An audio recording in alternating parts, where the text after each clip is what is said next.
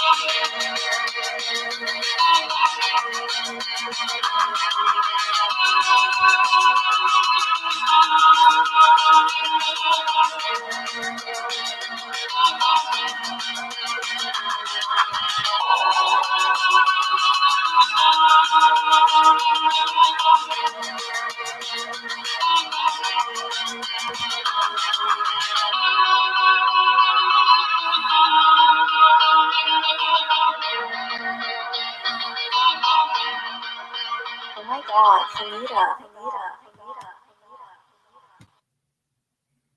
Welcome to another edition of the Willie Bragg Show. I'm your host, Willie Bragg.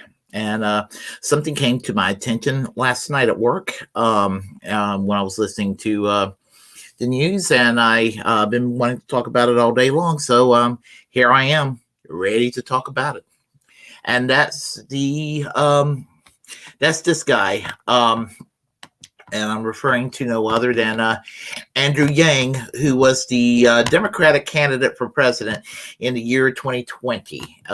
He ran as one of the many Democrats running in the Democratic primaries, at that very crowded primaries. And I'll tell you why I have Christine Todd Whitman right beside him in a moment.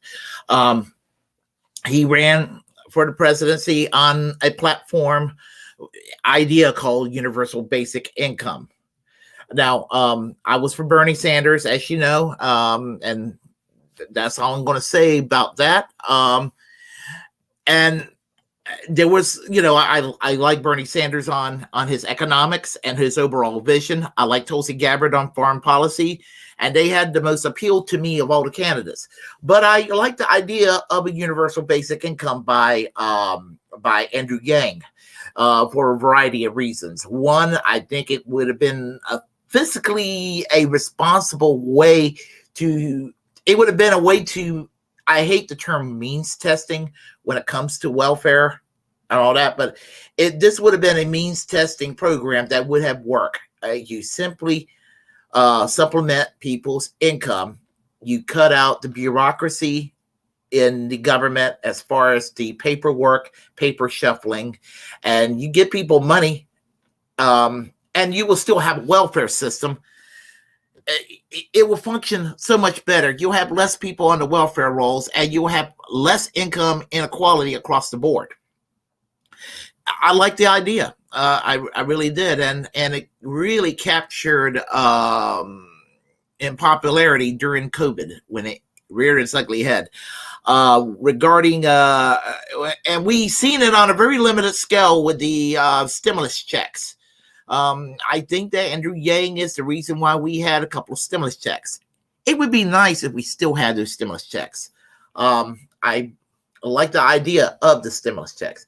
What Andrew Yang had not had going against him is he wasn't a centrist across the, he seemed like your standard liberal progressive. Otherwise, I'm a little bit distrusting that that he had a massive fortune.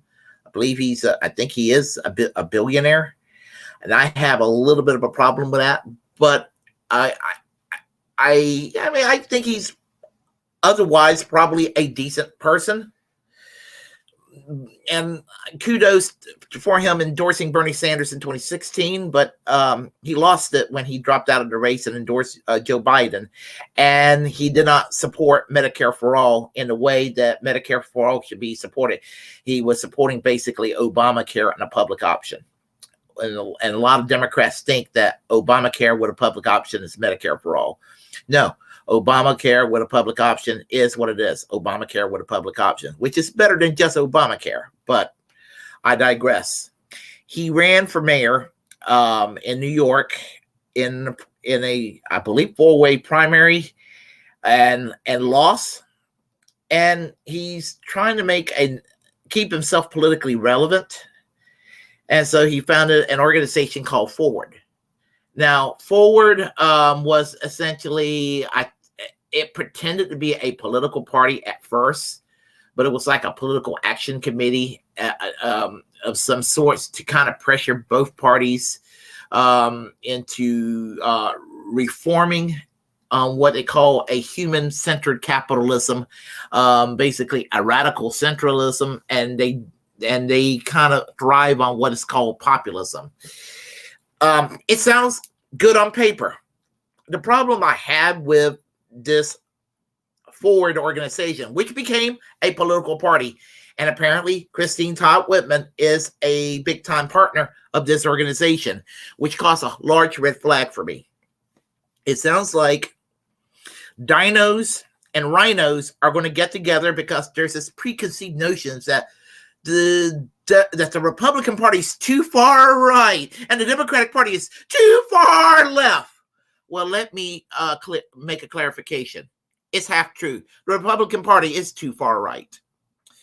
I think that Christine Todd Whitman would be better off to remain within the Republican Party to force the party to go back to a pre-Reagan period when it was a regular mainstream sane center-right party back in the days of Nixon and Ford. Not that I'm a fan of Nixon and Ford, but back in the days where Bob Dole would be considered a right-wing ideologue. That's what I mean. There was a time that Bob Dole was considered a hardcore conservative, not to the despicable level of Jesse Helms, but he was considered your standard bearer hardcore conservative. Those days are gone, and the Republican Party is now flirting with Christian nationalism, and it's now becoming more the party. It's less the party of Christine Todd Whitman. It's more the party of Marjorie Taylor Greene, and I could see why Christine Todd Whitman decided to leave the party in a lot of ways. She is presumably a never Trumper Republican. I know that when she ran for governor, she ran as a fairly liberal Republican. And many Republicans in the North until recent years did run fairly moderate centrist campaigns compared to their Southern counterpart. But a lot of the Southern component of the Republican Party is the dominant part of the party these days. So it even crept up into the northern area of the country, and some of them are sounding pretty far right as well. So what's happening is that the Democrats and the Republicans are sending their wishy-washy people to form a party of wishy-washy people. Now, I will argue that the Republicans need some wishy-washy people to dilute the toxicity that is the extreme right-wing ideology that they do have. To dilute it to the point where it will be a Republican Party of Dwight Eisenhower. That Republican Party is okay. The problem with the too far right Republicans and the too far left Democrats is the too far left Democrats part. There's nothing too far left about the Democrats. The Democrats' problem is they're not left-wing enough. I don't care about some of the more obnoxious, extreme, isolated cases of SJW woke types that Fox News and Newsmax and One American News Network, which is about to fizzle out, are going to go and amplify it and act like that's the mainstream of the Democratic Party. I don't care about that. Your average normie Democrat that's elected, they're pretty damn centrist. I mean, I'll give you an example. When I met John Edwards, former Senator John Edwards, when he decided to run for the U.S. Senate in 1998, everything that was my basic concern, and of course, I'm sure that most Republican right-leaning people who knows me or gets familiar with my ideology think I'm some sort of tanky and all of that. I'm trust me, in many European countries and many Western countries, I'm not that far left. Only in America, with our Overton window, I'm some kind of a tanky crank.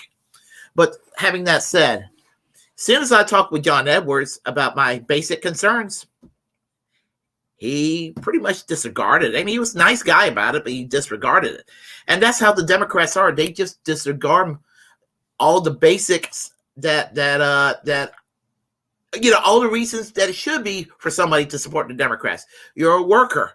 You're supposed to support the Democrats because they're supposed to kind of keep on that New Deal legacy, fight for union rights, and fight for universal health care. And when I say universal health care, I mean health care for people, not to appease the pharmaceuticals and the insurance companies and health care corporations. Talking about jobs program. We're talking about things like retirement programs, guaranteed paid vacation times, this sort of thing that people take for granted in most countries in Western Europe and many other countries. Even in the developing world, they have these nice little perks.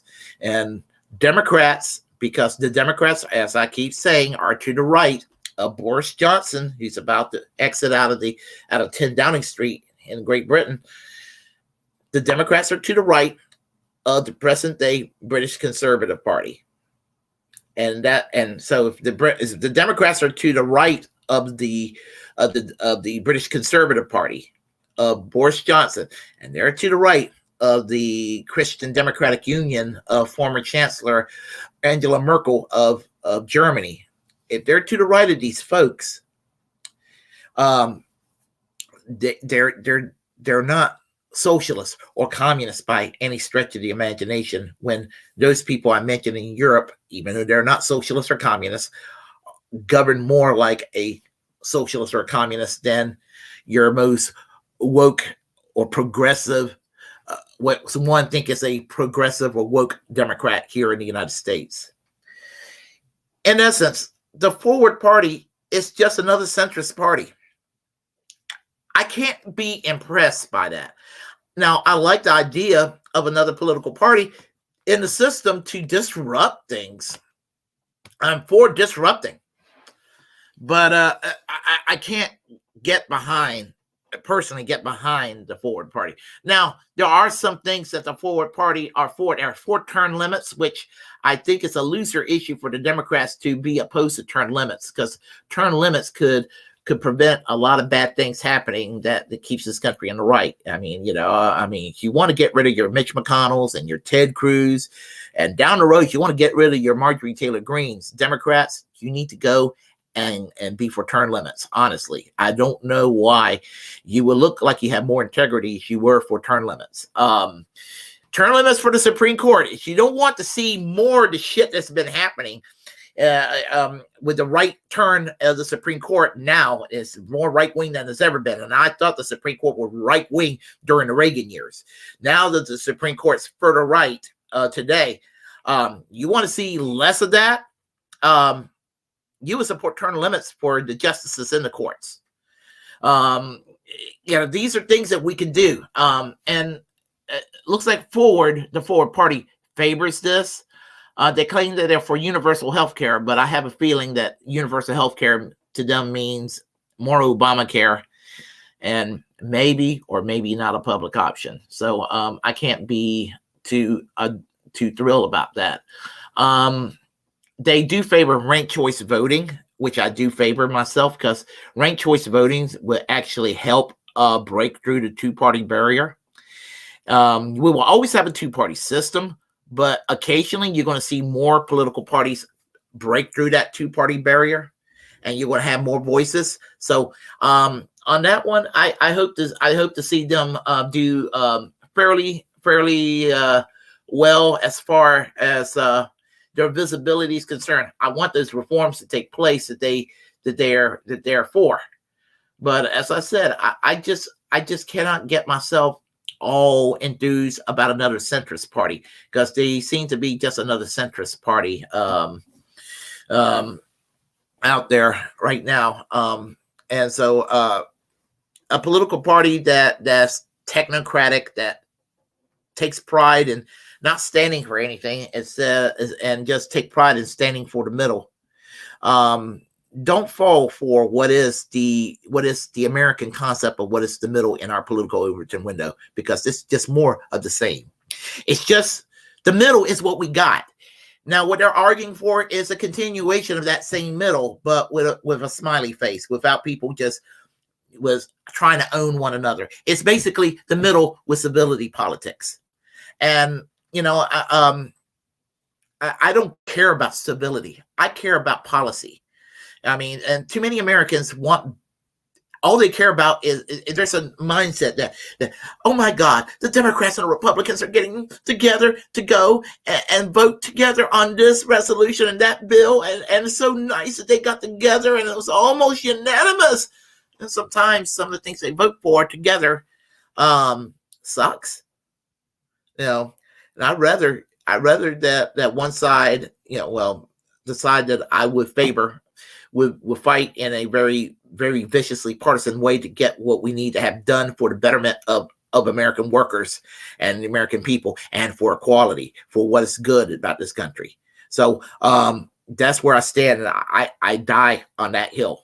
When it comes to labor rights, when it comes to universal health care, racial equality, rights for the LGBTQ community, rights for women, for reproductive choices, environmental justice, anti-war, the whole kit and caboodle. So that's where I stand. So, as I said, nice concept, but saying I'm all for good things and I'm against bad things doesn't cut it for me. Is what I'm trying to say. If you like what you heard, press like and comment. If you disagree, comment anyway. We'll have a conversation. Feel free to share the content on this channel. As a First Amendment absolutist, it's my duty to inform you to create your own platform and utilize it, because we're, in fact, the muckrakers of our time. Hit that subscribe button. Hit that notification bell. And until next time, remember to reject corporate media, because they absolutely have nothing at all to offer us. Absolutely nothing. And until next time, as I keep saying, and I repeat myself, I'm just going to say to you all, music.